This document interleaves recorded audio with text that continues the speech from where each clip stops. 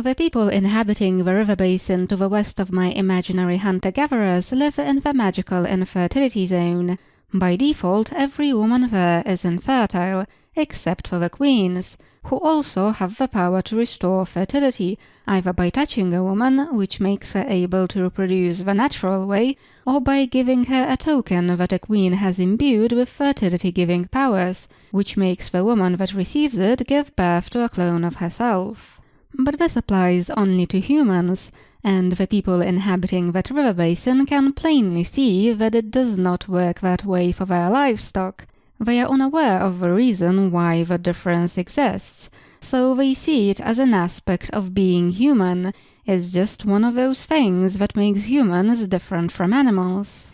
But the hunter-gatherers to the east live outside of the magical infertility zone, and their reproduction is not dependent on any queen, much like with a cow or a pig, and the river basin people have an explanation for this in their myth of how human beings came to be as they are.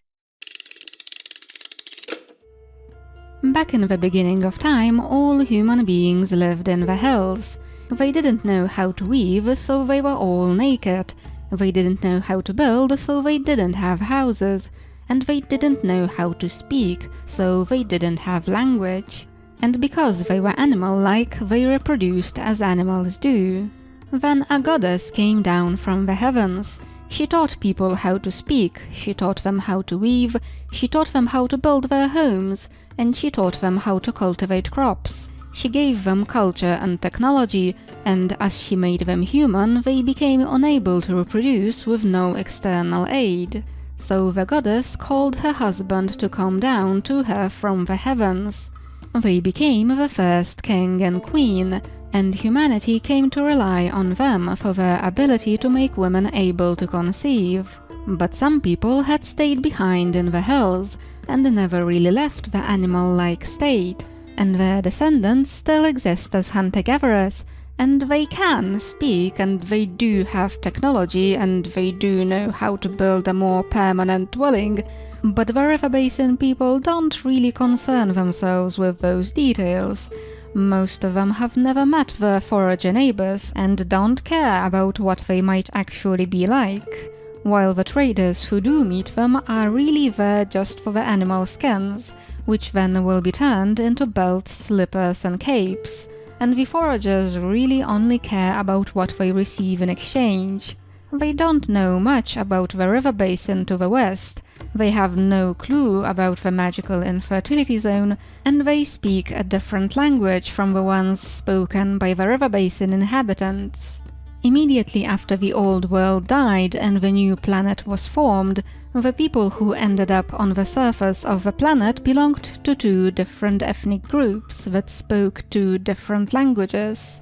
The people who moved out to live in the hills along the river that exited the basin belonged to the larger ethnic group. But the language with fewer speakers was the native language of the woman who became the original queen. Her descendants ruled from the area where that language was spoken, and all the original aristocracy belonged to the queen's ethnic group. Over the centuries, the language that had all the political power behind it expanded out, and that language ended up evolving into what is now Itlu. It's the native language of the aristocracy everywhere in the basin, and it's also spoken by most peasants.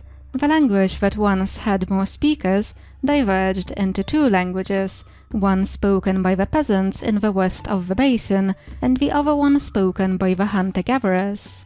At this point, most traders are native speakers of Itlu, but if a speaker of the other basin language met the hunter-gatherers, they might understand some words here and there, but the two languages have diverged enough to not be mutually intelligible anymore.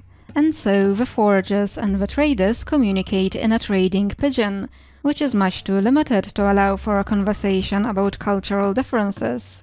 And I'm going to leave the hunter-gatherer lands with that for now. And if you are creating your own imaginary foragers, get this book. It unintentionally makes for a really great world-building manual.